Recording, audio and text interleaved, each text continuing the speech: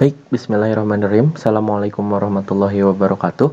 Perkenalkan, nama saya Faizal Ramadan dengan NIM 1207050034. Di sini saya akan menjelaskan beberapa materi mengenai manajemen memori, manajemen file, dan juga manajemen disk atau misalkan simulasi manajemen disk gitu. Nah, saya menjelaskan ini semata-mata untuk memenuhi tugas akhir mata kuliah praktikum sistem operasi, dan juga di sini saya menggunakan program atau aplikasi OS Simulator. Nah, mungkin yang pertama akan kita coba itu mengenai manajemen memori. Nah, sebenarnya manajemen memori itu adalah suatu cara yang dinamis untuk mengalokasikan bagian-bagian dari memori untuk suatu program atas permintaan mereka dan mengolah kembali bagian-bagian yang telah dialokasikan tersebut untuk digunakan kembali ketika tidak diperlukan. Nah, langsung saja kita masuk ke OS simulatornya. Ini nih yang ada gambar RAM atau memori ya. Nah, di sini itu ada beberapa metode dalam manajemen memori. Yang pertama itu ada fixed size, atau terus di sini ada variable size ya. Terus di sini juga ada pagination, lalu yang terakhir ada segmentation. Mungkin kita bakal mulai dari yang variable size dulu. Nah, di variable size sendiri di depan kita ini sudah tampil visualisasi dari memori kita gitu. Jadi ini yang abu-abu ini memori yang digunakan untuk sistem operasi ini. Operating system kan tulisannya tuh. Nah, sisanya ini berarti space yang tidak digunakan yang ada di memori kita gitu. Mungkin saya sudah bikin simulasinya ya. Untuk yang pertama itu kita bakal pakai yang variable size dulu ya.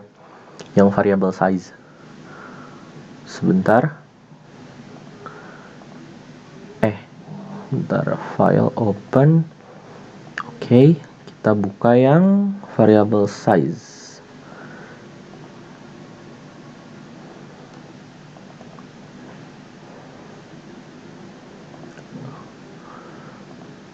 Sebentar, kok nggak bisa ya? Di penyimpanannya udah benar. Kita coba yang paging. Oh, bisa. Kita ke welcome dulu aja.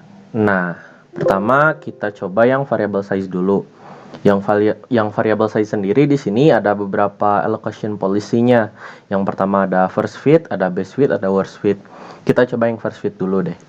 Nah, sekarang kita coba tambah suatu proses, nama prosesnya P1. Habis itu size-nya mungkin 3, tapi durasinya -1. Nah, durasi -1 ini fungsinya buat apa ya? Jadi proses yang dieksekusinya secara terus-menerus gitu, nggak proses yang dieksekusi selama 1 unit atau 2 unit, tapi terus menerus berjalannya, sama kayak operating system. Nanti kita lihat. Nih, udah muncul ya. Di sini ada 3 space yang digunakannya. Kita bikin lagi. Sekarang proses 2, size-nya kita bikin 3 juga, tapi durasinya 2 aja, nggak perlu kayak tadi kan -1. Lanjut kita bikin proses 3, alokasinya juga sama 3, tapi durasinya 1. Kalau tadi kan 2, sekarang 1 nih. Sip, udah muncul. Dan yang keempat kita bikin proses lagi, proses 4, size-nya 3, boleh 3, tapi durasinya berapa ya? 1 deh, 1 durasinya. Oh, atau jangan ini deh, size-nya 2 aja, durasinya 1.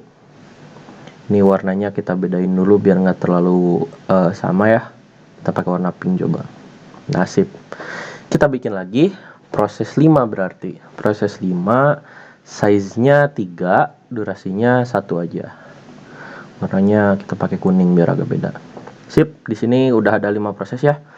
Nah, yang pertama itu di sini yang dieksekusinya pasti yang paling kanan atau yang paling awal kita daftarin gitu. Nah, di sini itu yang pertama kan 3 nih size-nya, kita coba run. Nih itu udah 3. Ada 3 apa ya? 3 space yang ditempatin sama proses 1. Proses 1 ini sifatnya atau durasinya itu tak terbatas gitu. Jadi dieksekusinya terus-menerus sama kayak operating system jatuhnya. Nah, lanjut kita lihat di proses 2 nih. Proses 2 sama ya, size-nya 3 tapi proses 2 itu durasinya 2 tadi, nggak kayak tadi yang satu. Kalau satu kan everlasting ya, jadi dieksekusi terus-menerus. Kalau yang kedua ini enggak, jadi yang kedua ini cuman 2 unit gitu. Nah, sekarang kita lanjut. Nah, unit ketiga nih berarti. Ini kan durasinya 2, berarti durasinya ini sisa 1. Nah, ini 1 nih. Berarti ketika kita next, proses yang 2 ini harusnya hilang. Kita coba ya. Tuh, udah hilang kan proses keduanya. Tadi proses kedua kan di sini nih tempatnya 3. Nah, sekarang ditempatin sama proses 4. Proses 4 yang size-nya cuma 2 ini. Nah, sekarang kita lanjut lagi. Satu. Sekarang ditempatin proses 5. Nah, kenapa proses 5 nggak ditempatin di proses 2? Karena tadi kan yang proses 2 itu dipakai proses 4. Yang awalnya 3, jadi dipecah jadi 2 dan 1. Sementara ini kan 3 nih. Nggak cukup dong 2, 1. Tapi kalau misalkan di yang bawahnya itu, di yang proses 3 tadi cukup. Jadi proses 5 ditaruhnya di proses 3. Tadi bekas proses 3. Kita next lagi tuh. Bisa dilihat ya, semua proses sudah selesai kecuali proses yang pertama. Kenapa? Karena saya bilang tadi, proses yang pertama itu dieksekusinya terus-menerus gitu. Jadi nggak akan ada matinya gitu sampai si komputer tersebut dimatikan, sama kayak operating system. Oke, mungkin buat yang first fit udah. Sekarang kita coba yang base fit. Nih, masih variable size. Location-nya base fit. Masih prosesnya sama kayak yang tadi ya. Kita run, coba set. Yang pertama sama, kedua sama, ketiga sama, keempat ke sini tuh sama ke sini. Kenapa? Kenapa nempatinnya sama kayak yang first fit tadi? Karena yang first fit itu sebenarnya nyari yang paling atas gitu, yang paling cocok, paling sesuai lah. Sekarang coba kita ganti yang ininya jadi 2 nih. Yang proses 5-nya jadi 2 size-nya. Kan tadi 3 nih. Coba kita play. Nih, sama kayak yang tadi ya. 3, 3, 2, tuh. Ininya nempatinnya yang ini tadi, yang proses 5 nih. Lihat ya. Tuh, yang proses 5 nempatinnya yang bekas proses 4, enggak yang di sini. Kan asalnya yang di sini. Kenapa demikian? Karena base fit itu nyari yang paling sesuai gitu. Oh, ukurannya kan tadi proses 4 itu 2 ya. Sekarang yang proses 5 juga ukurannya 2 nih. Jadi kita tempatin aja di alokasi tempat yang sama gitu. Untuk menghindari keborosan space. Mungkin seperti itu. Lanjut, kita pakai yang allocation policy yang ketiga, worst fit. Nah, coba kita play dulu aja. Prosesnya masih sama seperti yang awal-awal tadi. Tuh, cuman bedanya lihat nih, ada 2 space baru, alokasi space baru. Kita coba bedah pelan-pelan. Yang pertama, proses 1, proses yang everlasting tadi, yang 3 size-nya. Lanjut, proses 2 masih sama. Nah, proses 3 masih sama kayak yang awal. Tapi masuk ke proses 4, ditaruhnya nggak di proses 2, nggak di proses 3 juga, tapi di paling bawah. Nah, kita lanjut. Nah, proses 5 juga sama, nggak ditaruh di bekas proses 4, tapi bikin alokasi space baru gitu. Kenapa? Karena worst fit itu nggak menempatkan, kan kalau tadi best fit itu yang paling cocok. Nah, sekarang worst fit itu yang paling nggak cocok. Kayak gitu kurang lebihnya. Mungkin kita next lagi coba. Nah, hilang. Tapi bekasnya masih ada nih, bekas fragmentasinya. Nah, mungkin seperti itu untuk simulasi manajemen memori. Selanjutnya kita coba masuk ke apa ya ini? File system, manajemen file berarti. Nah, manajemen file sendiri di sini itu kurang lebihnya visualisasi penyimpanan data, penyimpanan file atau folder antara yang kita lihat sama yang dieksekusi sama komputer gitu. Kan kalau misalkan kita lihat itu di komputer cuman ada file, folder, dan lain-lain gitu. Tapi si komputer tersebut tidak mengenali file dan folder. Mereka lebih mengenalinya dengan sebutan alokasi apa ya? Alokasi space gitu. Alokasi data gitu. Nah, jadi di sini itu terdapat blok-blok ya, banyak banget bloknya. Nah, blok-blok ini tuh merepresentasikan space yang ada di komputer. Kenapa yang ini hijau? Karena yang hijau ini udah dipakai sama OS, sama yang C ini nih. Kita kan udah punya nih, secara defaultnya kita punya directory C. Nah, terus tadi untuk manajemen file sendiri ada beberapa allocation method. Yang pertama, linked allocation file allocation table atau FAT. FAT ini biasanya dipakai sama Windows. Yang kedua itu index allocation triple indirect block atau Unix. Unix itu biasa dipakai sama sistem operasi Unix ya. Nah, mungkin kita mulai dulu dari FAT. Pertama kita bikin apa? Folder dulu mungkin. Folder 1 namanya. Folder 1. Sip. Nah, folder 1 ini tempatnya ada di C ya. Tuh. Di C.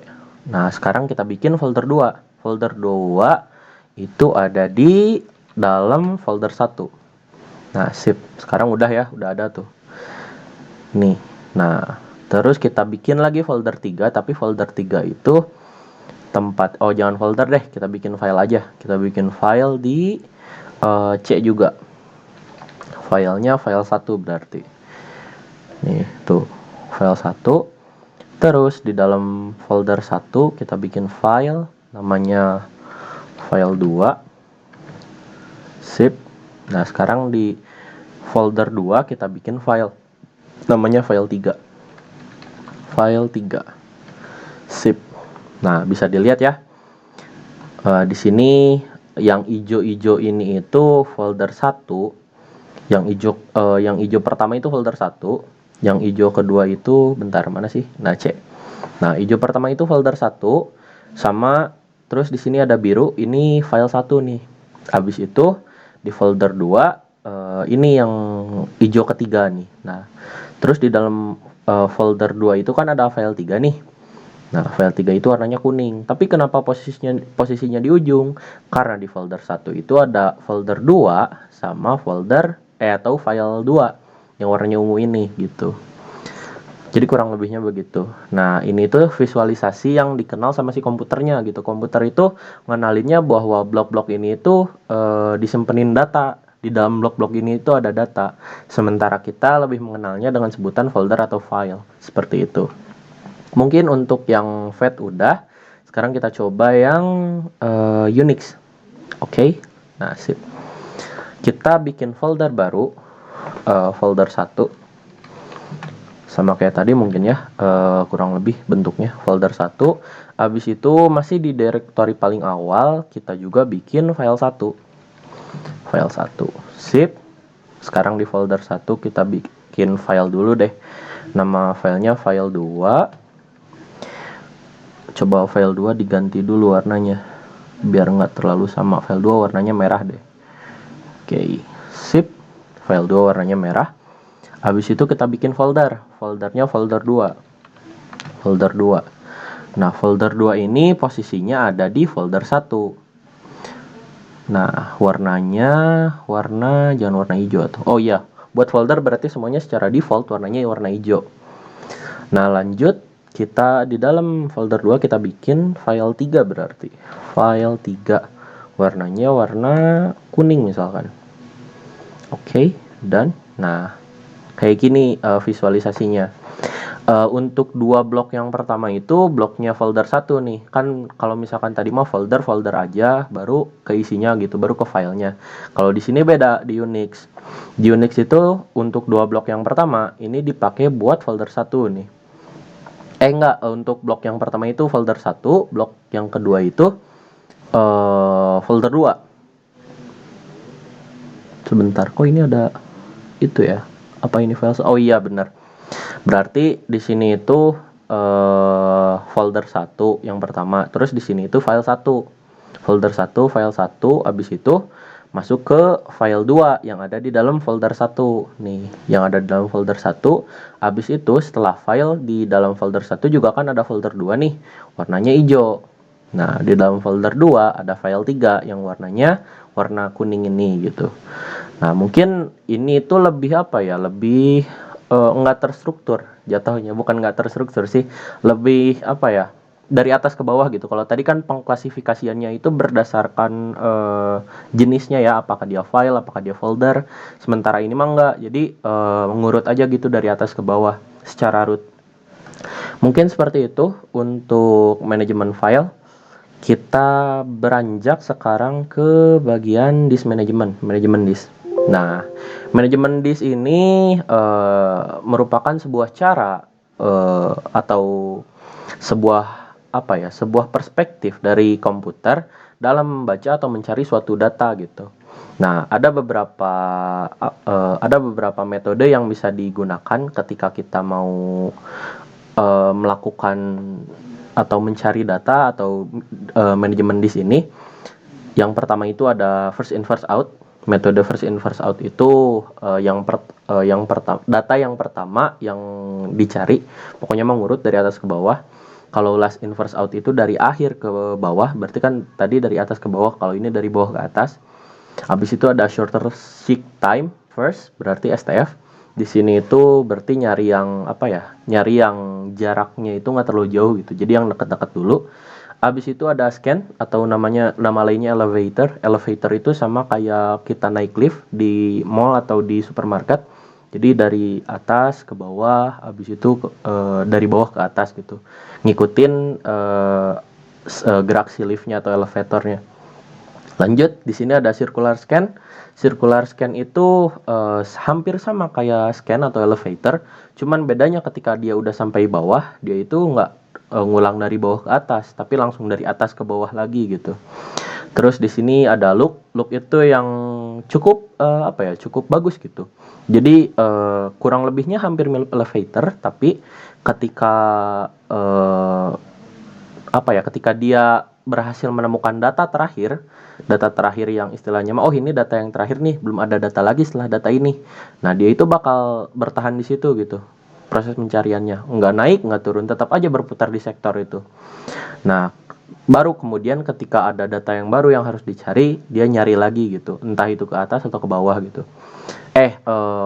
Nyarinya itu dari bawah ke atas lagi. Nah, beda kalau yang circular loop baru dari atas ke bawah, jadi hampir mirip kayak circular scan. Mungkin kita coba aja langsung. Kita pertama pakai first in first out atau FIFO. Nah, di sini kita bikin satu data di sektor berapa ya? Sektor 1 dulu deh. Sektor 1 warnanya biru. Oke, kita bikin lagi di sektor 64 misalkan. Warnanya hijau. Nah, sekarang kita bikin lagi di sektor 128 warnanya merah misalkan. Nah, terus kita bikin lagi satu yang terakhir, posisinya di sektor 2, tapi delaynya kita kasih berapa ya? Kita kasih agak banyak nih, misalkan delaynya 15 saja. Warnanya warna kuning. Oke, kita coba run. Tuh, yang satu dulu yang diambil. Terus yang ini, yang kedua yang 64. Habis itu yang merah. Tuh, ke bawah dulu, nanti baru ke atas tuh. Lihat ya. Dicari tuh. Set. Nah, baru ngambil yang tadi, yang di sektor 2. Mungkin kayak gitu. Lanjut kita pakai LIFO sekarang. Kita pakai LIFO. Kita coba start simulasinya. Masih sama proses yang sama gitu. Nah, kita lihat yang tadi Vivo itu kan yang diambil yang satu nih. Nah, sementara yang ini yang diambil yang pertama itu yang 128. Kita lihat ya. Tuh, yang satu nggak diambil, yang 64 juga nggak diambil, tapi yang 128 dulu yang diambil. Tuh. Habis itu yang 64. Nah, habis yang 64 2 baru 1. Tuh, gitu. Itu untuk yang LIFO. Sekarang kita pakai yang STF nih. Nah, yang STF sama seperti Vivo, berarti hampir mirip. Tuh. Ngambil 128, berputar dulu, nungguin yang 2 muncul. Habis itu baru ngambil yang 2. Sama berarti kayak yang Vivo kurang lebihnya. Sekarang kita coba yang scan. Yang elevator tadi, yang dari atas ke bawah. Nih, yang satu, terus ke 64, ke 128. Harusnya kan tadi langsung kedua ya. Ini ke bawah dulu tuh. Ke bawah baru ke atas. Kayak gitu prosesnya. Nah, nanti setelah ngambil yang kedua, dia itu bakal gitu lagi, ke bawah lagi, habis itu ke atas. Ketika udah sampai bawah, lihat ya tuh, udah sampai bawah, ke atas lagi. Nah itu untuk yang scan atau elevator. Sekarang kita coba yang circular scan. Nah yang circular scan ini hampir sama kayak elevator tadi. Nah ngambil dari atas ke bawah, cuman ketika dia udah sampai bawah nih tuh, kan harusnya kalau elevator itu balik, ini mah enggak, dia langsung ke atas lagi tuh. Lihat ya, tuh, lihat kan, gini gini gini. Kita pause dulu. Nah tuh langsung ke atas, tapi nggak dari bawah ke atas, tapi langsung ke atas gitu, langsung ngambil ke yang dua gitu. Itu yang circular scan. Sekarang kita coba yang look deh. Nah yang look itu agak bagus nih. Nih sekarang kita di sektor berapa ini, di bawah 128 ya. Nextnya kita ngambil ke 128 tuh, masuk ke sektor 128, stay terus di sektor 128 ketika di next. Nah baru ketika udah muncul yang di sektor 2 setelah delay, dia bakal ngambil ke sektor 2. Nah gitu, jadi kurang lebih simulasinya bakal kayak gini nih tuh, muter tapi dia stay di sini, lihat tuh, tep tep tuh sampai yang 2 muncul baru ke atas. Ini yang look ya, hop tuh gitu. Sekarang kita pakai yang circular look, yang si look. Yang si look itu lebih miripnya sama yang circular scan. Nah dia stay dulu di sini, ketika 2 muncul dia langsung ke atas tuh, nggak dari bawah ke atas tapi langsung ke atas. Mungkin seperti itu untuk simulasi apa tadi, manajemen disk ya, manajemen disk. Mungkin sekian yang dapat saya sampaikan. Mohon maaf apabila ada salah-salah kata atau misalkan bahasanya kurang formal atau mungkin banyak di dalamnya, karena saya di sini posisinya masih belajar dan saya membuka ruang yang seluas-luasnya ketika ada kritik dan saran yang sifatnya membangun untuk kepentingan atau kebaikan diri saya untuk kedepannya. Mungkin seperti itu. Billahi taufiq wal hidayah. Wassalamualaikum warahmatullahi wabarakatuh.